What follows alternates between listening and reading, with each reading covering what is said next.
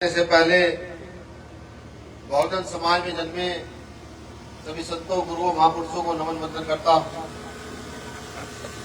मैं नमन वंदन करता हूँ देश की आजादी के लिए लड़े वो सभी सूरवीर जिन्होंने बिना जाति धर्म देखे देश की आजादी के लिए अपने प्राणों को न्यौछावर कर देने का काम किया। उन सभी को भी नमन वंदन करता हूँ। मैं नमन वंदन करता हूँ यहाँ बैठे जितने बुजुर्गवार जो यहाँ आए हैं, अपना कीमती समय छोड़ करके यहाँ बैठे हैं, आप सबके चरणों में भी नमन वंदन। मंच पर मंचासीन मान्य अध्यक्ष जी, क्योंकि मुझे लगता है कि पोते की उम्र का हूँ, मैं आपको भी नमन वंदन करता हूँ और तमाम मंच पर बैठे साथियों का भी अभिवादन करता हूँ। साथियों, ये तो बता दिया गया कि ये जो आज सभा है ये भाई सुमित के नेतृत्व में हो रही है। उन्होंने मुझसे समझ लिया था कि भैया कार्यक्रम जो है करना है 26 तारीख की रैली को लेकर के। देखिए, रैलियां देश में बहुत सारी होती है। रैलियां हर पार्टी और संगठन रैली करता है। कुछ लोग रैली करते हैं अपनी ताकत, अपना बाहुबल दिखाने के लिए, कितने ताकतवर हैं। कुछ लोग रैली करते हैं ये दिखाने के लिए कि हम सरकार के लोग हैं, हम कुछ भी कर सकते हैं। जैसे जो उत्तराखंड में कार्यक्रम हुआ माननीय मोदी जी का, तो उन्होंने बीटेक में पढ़ने वाले बच्चे, प्राइवेट कंपनी में पढ़ने वाले जितने बच्चे थे, सब पे सरकार ने बस भिजवा देगी, सबको लाकर लाओ मोदी जी के रैली निकलना होगा। और इस देश का दलित पिछड़ा मुसलमान रैली पता है किसलिए करता है?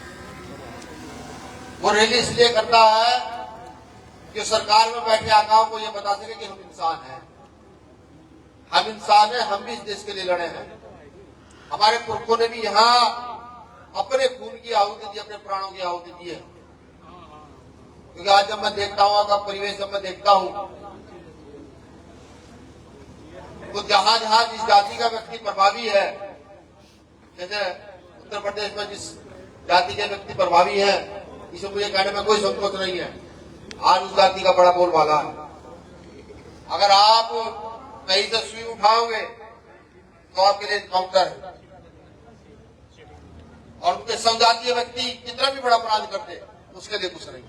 ये मैं नहीं कहता, जब आप घूमेंगे आंकड़े पता करेंगे तो यही चीज है। चलिए खैर, एक अलग टॉपिक है। बात महापुरुषों चल रही थी, यहाँ एक विशेष पर्सन आज आए माननीय इंजीनियर डीपी सिंह साहब। मुझे लगता है खासतौर से क्योंकि सुमित ने मुझे बुलाया, गुर्जर समाज के, जाट समाज के, बैकवर्ड जातियों के जितने युवा हैं जिनकी उम्र 30 साल 35 साल से कम है, उन्हें डीपी सिंह जी को बुलाकर 1 घंटे का कैडर जरूर देना चाहिए। वो बताएंगे कि सच्चाई क्या है इस देश में, वो बताएंगे कि आपके हक अधिकार कहाँ है। जब जब आप बात करेंगे यहाँ की व्यवस्था को सुधारने की, तब तक धर्म का झंडा आपके हाथ में दिया जाएगा। अगर मैं आपसे पीछे जाऊं इतिहास में, क्या आज तक किसी की इतनी हैसियत हो पाई हो, किसी धर्म को कोई झटका दे पा? मैं कहता हूँ, मेरे कुछ मित्र संगी हैं, वो जब मेरे यहाँ आते हैं चाय पीने के लिए, तो बहस होती है मैं कहता हूँ कि सरकार तुम्हारी है, देश में सरकार तुम्हारी, प्रदेश में तुम्हारी, और जब सरकार तुम्हारी तो राष्ट्रपति भी तुम्हारा, और राष्ट्रपति के अंदर आती है जल सेना, थल सेना, वायु सेना, सब कुछ तुम्हारे अंदर है। और तुम मुसलमानों के इतने बड़े विरोधी हो, तो उन्होंने एक झटके में निकाल कर बाहर को निकल देते भाई। वो कहते कैसे हो जाएगा? भाई सरकार तुम्हारी, सेना तुम्हारी, जेल तुम्हारी, अखबार तुम्हारी, मीडिया तुम्हारी, तो कुछ भी कर सकते हो, करो। हमने कहा तुम करोगे कुछ नहीं। ये जो बजट आता है ना, बजट कितना बजट है इस बार उत्तर प्रदेश में पता है किस साथी? 8,08,000। आप लोगों से नहीं पूछा, आप लोग मत में बैठे लोग, किसी साथी को पता है कितना बजट है? 8 लाख करोड़ का बजट है इस बार उत्तर प्रदेश का सन 2025 का, 8 लाख करोड़ का।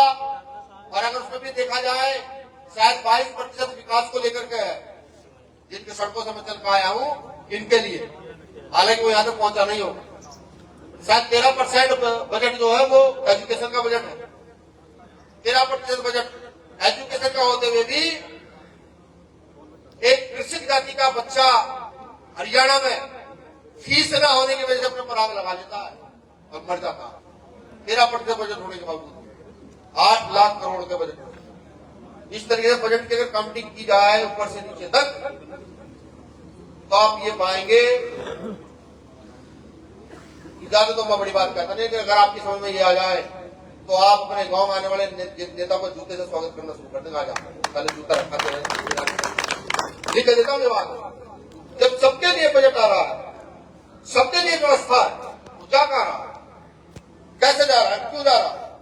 इस करप्शन पर कोई आवाज नहीं उठाया, नहीं, क्योंकि आवाज उठाओगे तो गोली लगेगी, आवाज उठाओगे तो जेल जाएंगे, आवाज उठाओगे तो सरकार के आका आपको हिंदू मुसलमान के फेर में डाल देंगे। आप समझिए इस बात कि जिस देश में धर्म की सत्ता रही है, ज्यादा दूर की ज्यादा पाकिस्तान को लेते हैं, पाकिस्तान में धार्मिक सत्ता है। जब वहां धार्मिक सत्ता की वहां उन्नति देखा कितनी है, वहां का जब आप व्यवस्था निकालने देखेंगे ना, वहां के आदमियों की, इंसानों की जिंदगी कुत्ते से भी बदतर है। इससे बदतर है, कुत्ते से भी बदतर है। और ये बीजेपी के लोग यहाँ भी ये चाहते हैं कि यहाँ भी धार्मिक व्यवस्था लागू हो, और यहाँ भी ये व्यवस्था, यहाँ के इंसान जो है वो जानवरों की तरफ जाए। खासतौर से मैं अपने युवा साथियों से कहना चाहता हूँ, धर्म मानना आपकी संपत्ति है कि आपकी धर्म को माने। अगर आपके अंदर शिक्षा का प्रभाव है और आप एजुकेटेड हैं, तो फिर आपको धर्म चयनित करने में समय नहीं लगेगा, बिल्कुल समय नहीं लगेगा। और अगर आप शिक्षित नहीं है, आप पढ़े लिखे नहीं है, आपके पास चाहे 10,000 बीघा जमीन क्यों ना हो, आपके परिवार में कितनी संपत्ति क्यों ना हो, अगर आप शिक्षित नहीं है, तो फिर आपका उत्थान किसी कीमत पर हो नहीं सकता, आप चाहे कुछ भी करते हैं। आप जानते हैं देश में से आप शिक्षा को कितना कमजोर किया गया है। यहाँ तिहरी शिक्षा प्रणाली है, पहली शिक्षा प्रणाली है हम जैसे लोगों के लिए प्राइमरी स्कूल की शिक्षा की प्रणाली, यहाँ हमारा बच्चा जाएगा, खिचड़ी खाएगा और घर वापस आएगा। एक दूसरी शिक्षा प्रणाली है, भाई किसी के 50 बीघा जमीन है, कोई गांव में से सरकारी नौकरी पे चले गए, किसी का थोड़ा बहुत कारोबार चल रहा है, वो 500,000 रुपए वाली शिक्षा प्रणाली कि आप 500,000 रुपए स्कूल की फीस भरेंगे, गाड़ी इस गांव में आपके लेने आएगी, बच्चे को गाड़ी छोड़ कर आएगी। ये शिक्षा प्रणाली है। वहां बच्चा क्या सीखेगा, वहां उस तरह खाना खाना तो नहीं सीखता, वहां ABCD 1 2 3 4 सीख जाता है, ऐसा ना शाम सीख जाता है। एक और शिक्षा प्रणाली देश में स्थापित है, जहां बड़े बड़े नेताओं के बच्चे, बड़े बड़े व्यापारियों के बच्चे, बड़े बड़े अधिकारियों के बच्चे पढ़ते हैं। और उस शिक्षा प्रणाली में लगता है, जब आप उसकी शिक्षा प्रणाली देखोगे और अपने बच्चों की शिक्षा प्रणाली देखोगे, तो कहीं आपका बच्चा टिकता नहीं है। वो बच्चे जब पढ़ने जाते हैं, उनकी फीस ही 10,000 से शुरू होती है महीने में, 10,000 20,000 30,000 50,000 1 लाख 2 लाख। और वहां सिखाया जाता है, वहां बेसिक शिक्षा के साथ साथ इंग्लिश बोलना, बेसिक शिक्षा के साथ साथ डांस करना, पानी में तैरना, भाषण देना, गाना गाना, ये सब चीजें वहां सिखाई जाती है। क्या किसी नेता की इतनी हैसियत होती है कि आगे तो वो लोकसभा विधानसभा में ये कहे कि एक जैसी शिक्षा व्यवस्था लागू करो? हम चले जाएंगे ना, जब कोई नेता, आपको यहाँ मैं जानता हूँ कि अलग अलग पार्टी के लोग भी होंगे, ऐसा तो नहीं है कि सब एक पार्टी से ताल्लुक रखने वाले लोग हैं। जब कोई नेता कोई आए, उसे कहना, अपने क्षेत्र के विधायक को कहना, और मैं कहता हूँ कि अपने क्षेत्र के BDC मेंबर से कहना शुरू करो कि हमने तुम्हें वोट दिया, ज्यादा कुछ नहीं, तो एक पर्चा DM क्या लगाओ कि मेरे गांव में एक जैसी शिक्षा चाहिए, मुझे मेरे जिले में जैसी शिक्षा चाहिए। ये BDC से कहना शुरू करो। BDC भी छोड़ो, जो क्षेत्र पंचायत सदस्य क्या बोलते हैं वो वार्ड का सदस्य हो, उससे कहना शुरू करो कि वो ना हो, लेकिन एक पर्चा लगा DM क्या। मुझे चौधरी चरण सिंह साहब की लाइन याद आती है, वो प्रधानमंत्री रहे, हालांकि उन्हें किसानों का नेता कहा जाता, लेकिन जब उन्हें पढ़ता हूँ तो मुझे लगता है कि वो किसानों के नेता थे, किसानों के नेतृत्व तो किया नहीं। वो कहते हैं कि भारत की उन्नति का रास्ता भारत के खेतों खलिहानों था। वो उनकी एक लाइन साफ साफ कहते हैं कि भारत की उन्नति हुई नहीं सकती जब तक भारत के किसान मजदूर की उन्नति ना हो। किसान मजदूर की उन्नति होगी कैसे? भाई रोटी तो खा ही रहा है, रोटी तो जानवर भी खा रहा है। किसान की उन्नति तब होगी जब उसका बच्चा अच्छी शिक्षा ग्रहण करेगा, मजदूर की उन्नति तब होगी जब उसका बच्चा अच्छी शिक्षा ग्रहण करेगा। वो पॉलिसी है ही नहीं, बिल्कुल नहीं है।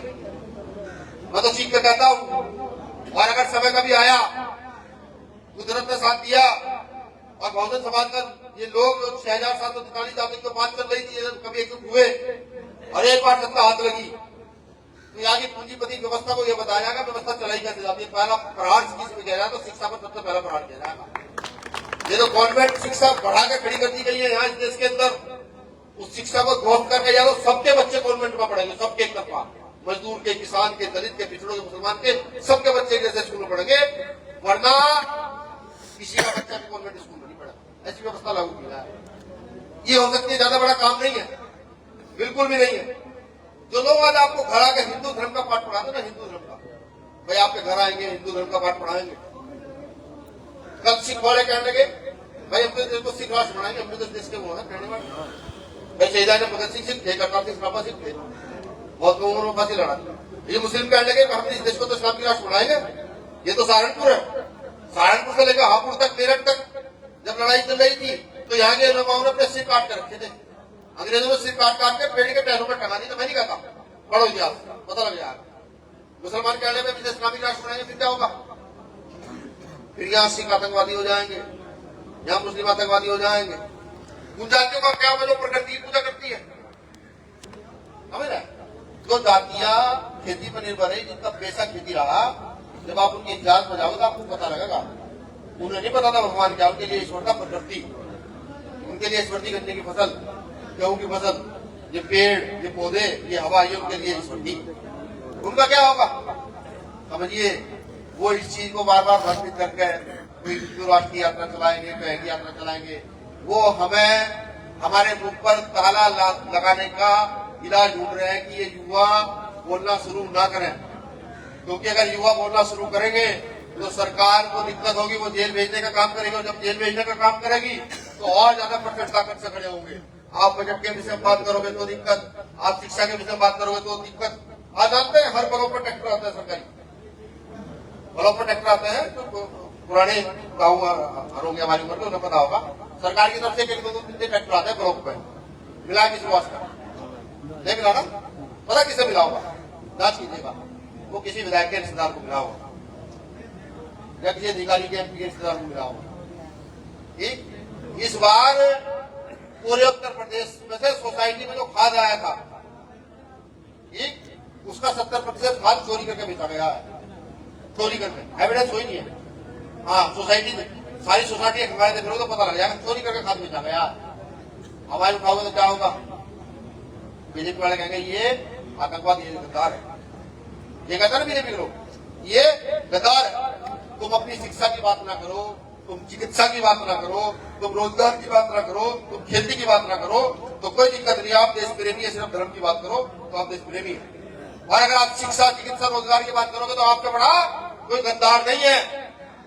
सुनो, ये सरकार जितनी जाएगी तो जरूर इस बार नहीं तो अगली बार जाएगी। जिस दिन जाएगी ये हमारे सिर पर कर्ज का टोकरा धर कर जाएगी। ध्यान रखना मेरी ये बात। एक बच्चा आया था, इस बात को कह रहा था, ये सिर पर कर्ज का टोकरा भर के जाएगी। कम से कम कुछ लोग तो ऐसे पैदा करते हैं। ये कौम ही है जो पैदा कर सकती है, ये किसान मजदूर ही है जो पैदा कर सकते हैं, और किसी में हिम्मत नहीं, बिल्कुल नहीं कर सकते पैदा। जो मैं बात कह रहा हूँ, सवाल उठा रहा हूँ, सवालों का जवाब आप मौजूदा पार्टी के नेताओं से मांग लेना शुरू करना। अगर एक भी नेता आपने पक्ष की बात कर दे तो कहना भाई तेरे साथ खड़े जाएंगे, तेरे बीजेपी से चलेंगे सब लोग। अगर एक भी नेता इस बातों का जवाब आपको दे दे। 26 तारीख में जो रैली है वो रैली इसलिए की जा रही है कि जैसे घर में जब रोटी बनती है तो रोटी को जब तवे पर डाला जाता है तो एक तरफ से सिकती है। अगर रोटी ज्यादा देर तक एक तवे पर रहेगी तो रोटी के जलने का खतरा होता है। तो उस रोटी को पलटने का समय आ गया है। जो हम सड़कों पर गलियों में रात दिन मेहनत करते हैं, किसी मुस्लिम के साथ, दलित के साथ, पिछड़े के साथ या किसी अगड़े के साथ भी कहीं कुछ गलत होता है और मेरा कार्यकर्ता जाकर डंडा खाने का काम करता है पुलिस का। अब उस रोटी को सीधा करके दिखाने का समय आ गया है कि देश में हमारी आबादी इतनी बढ़ गई है, लड़ने वालों की तादाद कम नहीं है, ये दिखाने का। चुनावी प्रक्रिया तो हर 5 साल में आती है, चुनाव आएंगे चले जाएंगे। मैं 5 साल में चुनावी प्रक्रिया शुरू करूंगा नीचे से ऊपर तक तो कम से कम 10 साल में चुनाव आते हैं। भाई वार्ड मेंबरी का आता है, प्रधान का आता है, बीडीसी का आता है, जिला पंचायत का आता है, चेयरमैन का आता है, और जी सहकारी बैंकों का आता है, विधायक सोसाइटी का आता है, विधायक का आता है, एमपी का आता है, प्रधानमंत्री का आता है, मुख्यमंत्री का आता है, राष्ट्रपति का आता है। तो 5 साल में हो गया 8-10 चुनाव हो गए नहीं। लेकिन चुनाव की सही प्रक्रिया क्या, वोट किसे दे रहे हैं, क्यों दे रहे हैं? क्या फ्री फंड है वो? कल मैं आपके बीच में आ जाऊं, मैं कह लूंगा ताऊ जी के पैर पर, ताऊ जी मेरी और मदद करा दो, तो ताऊ जी का फर्ज पूछा मैं तेरी मदद तो मैं करा, बोले क्यों कराऊं तेरी मदद? मुझे सीधा जवाब दीजिए। जब तक आप ये पूछना शुरू नहीं करोगे आपके बच्चों की तरक्की रुकी रहेगी। अगर आप सिर्फ रोटी खाने को तरक्की समझ बैठे हो या ट्रैक्टर खरीदने को, गाड़ी खरीदने को तरक्की समझ बैठे हो, तो ये तरक्की नहीं मेरे साथियों, बिल्कुल तरक्की नहीं है। यहाँ वो भी लोग हैं जो सुबह उठते हैं जिनको रोटी की चिंता नहीं रहती, और यहाँ वो भी लोग हैं कि सुबह उठेंगे खेत में जाकर घास की गठरी नहीं लाएंगे तो चाय नहीं बनेगी। यहाँ वो भी लोग, इतनी बड़ी गैर बराबरी इस देश के अंदर है, और ये गैर बराबरी को खत्म करना भीम आदमी आजाद समाज पार्टी का काम है। इसको खत्म करेंगे। 26 तारीख में एक रैली ऑर्गेनाइज की गई है। रैली का किसान के मेरे शब्द भी मैं कहूँ कि सब लोग कहता है, मैं कहूँ कि इस देश के सर्वहारा समाज की एक रैली ऑर्गेनाइज की गई है। सर्वहारा समाज जो इस देश की व्यवस्था को चलाता है, जिसे सफाई कर्मचारी कहते हैं, जिसे मजदूर कहते हैं, जिसे किसान कहते हैं, जो फैक्ट्री में के खाता, जो सुबह आपके झाड़ू लगाने आता, जो सुबह उठ के खेत में से घास की गठरी लेने जाता है, वो है सर्वहारा समाज। ये समाज अगर एक दिन काम न करे ना तो भारत की अर्थव्यवस्था धरती पर पटक जाएगी। प्रधानमंत्री जो महंगे महंगे सूट पहनते हैं ना, वो सूट के धुलाई के पैसे उनके पास नहीं होंगे अगर हम लोग एक दिन काम न करें। तो यही है, यही असली राजनीति है। इसे आप मेरा भाषण समझो, इसे मेरी पीड़ा समझो, इसे समझो कि ये नौजवान इतना दुखी क्यों है। विजय सिंह प्रतीक की लाइन याद आती है। मैं जब उन्हें पढ़ रहा था तो उन्होंने आजादी से पहले बहुत अच्छी बात कही। आजादी की बात चल रही थी, कुछ लोग कहते भाई आजाद देश हो जाना चाहिए, उन्होंने कहा आजाद तो होना चाहिए, लेकिन ये आजादी तब तक मायने नहीं रखेगी जब तक यहाँ समानता नहीं आए। जब तक यहाँ समानता की बात करने वाले लोग नहीं होंगे तब तक देश की आजादी कोई मायने नहीं रखेगी। इतने बड़े आंदोलनकारी थे, मुझे समझ से आते थे, गुर्जर समाज से जाते थे, इतने बड़े आंदोलनकारी थे कि उस समय वो ये बात कह रहे हैं कि यहाँ जो है आजादी का मायना ही तब तक है जब तक गैर बराबरी की बात, गैर बराबरी खत्म करने की बात वाले लोग खड़े हो जाए, तभी आजादी का फायदा है। समझिए, उस समय प्रोग्रेसिव सोच के लोग थे, और आज हमारी सोच कितनी प्रोग्रेसिव है। आज अगर मेरी जाति के व्यक्ति का किसी के साथ झगड़ा हो गया दूसरी जाति के व्यक्ति के साथ, तो मैं नहीं देखा गलती किसकी है, सही कौन है, गलत कौन है ना, मैं अपनी जाति के पक्ष में जाकर खड़ा हो जाऊँ। बस यही हम गलत है, यही हमारा पतन हो रहा है, यही किसान का मेरे को नुकसान हो रहा है, यही व्यापारियों की बढ़ोतरी हो रही है। ठीक, जिस दिन ये बात हमने कर दी कि कौन सही कौन गलत, तो उस दिन हमारा पतन होना बंद हो जाएगा। और सुनो, यहाँ युवा बैठे हुए हैं, जिस कदर नशे का प्रभाव पूरी तेजी से बढ़ रहा है ना, इसे रोकना पड़ेगा। वो जो प्रथाएं थी पहले घेर में बैठने की शाम के टाइम की, वो दोबारा शुरू करनी पड़ेगी। अगर चाहते हो ये युवा नशे से दूर रहे, ये गलत कामों से दूर रहे, तो प्रथा बड़े बुजुर्गों के साथ बैठा करते थे, वो प्रथा द्वार से स्टार्ट करो। गांव में कोई भी चौपाल हो वही बैठो के शाम के टाइम 1 घंटा सब लोग देंगे आकर का, मैं लिख कर देता हूँ, सुधार शुरू हो जाएगा। ठीक है, बिल्कुल सुधार शुरू हो। और अगर कोई ये सोचता हो इन क्षेत्रों में नशा किसके जरिए घूम रहा है, यहाँ जिला सहारनपुर के अंदर नशे का प्रभाव कहां से आ रहा है, तो वो नेता ये ना समझे कि उसकी किसी को जानकारी नहीं है। हम जैसे लोगों को जानकारी है, बस हम चुप इसलिए रहते हैं कि अगर हम आवाज उठाएंगे तो हमें तो जेल जाने का शौक है, कोई फर्क नहीं पड़ता, लेकिन वो जो हमारे कार्यकर्ता साथ करेंगे वो गलत करेंगे। मैं उनसे भी कहता हूं कि तुम भी समाज से निकल के आए हो, समाज ने तुम्हें नेता चुना, समाज को नशा मत दो, समाज को शिक्षा दो करके। मैं नेताओं से भी ये बात कहता हूँ। आप सब लोगों ने मुझे सुना, शुक्रिया, आभार। बस मैं अंत में एक बात और कहता हूँ, मेरे सब साथी तो कहेंगे भाई रैली के लिए बहुत सारी व्यवस्था हमने कर रखी है। देखिए, अपनी जिम्मेदारी का निर्वाह को खुद करना पड़ता है। अगर कोई कह रहे कि नहीं बिना नक्शे की जिम्मेदारी का निर्वाह सुनिश्चित करेगा, 45 करेगा, नहीं कर ही सकते, खुद करना पड़ता है। और अपने पैरों से चलना ही अपनी जिम्मेदारी का निर्वाह करना है।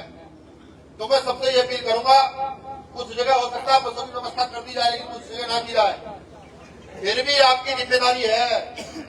ये जो गरीब मजदूरों का दल तैयार हुआ है, जिसका नाम आजाद समाज पार्टी का कांशीराम है, जिसमें हमारे नेता भाई चंद्रशेखर आजाद है, हमारे नेता भाई रमशेर भाटी जी है, हमारे नेता चौधरी बबी गुजर जी हैं, हमारे नेता अमित कसाना जी हैं, हमारे नेता निजाम चौधरी जी हैं।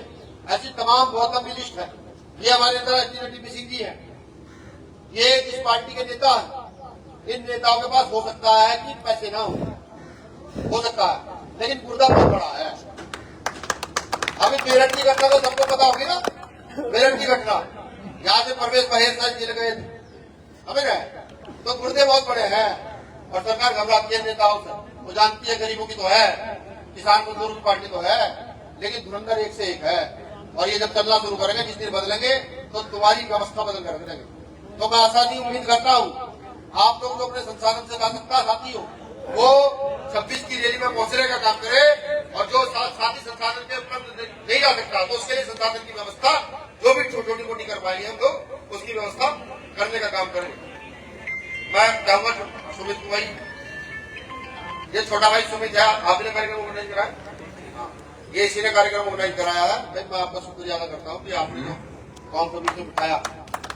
और मेरा एक मानना है, देखो पगड़ी सिर पर रखवा लेना बहुत आसान होता है, बहुत सिंपल होता है, लेकिन मेरा ये मानना है जब मेरे सिर पर कहीं से पगड़ी रखी जाती है तो मुझे ऐसा लगता है मेरे सिर पर वजन पड़ गया है, बड़ा परिसर मुझे महसूस होता है जिम्मेदारी कि आने वाले समय में इस पगड़ी का मान बचा कर रखना है।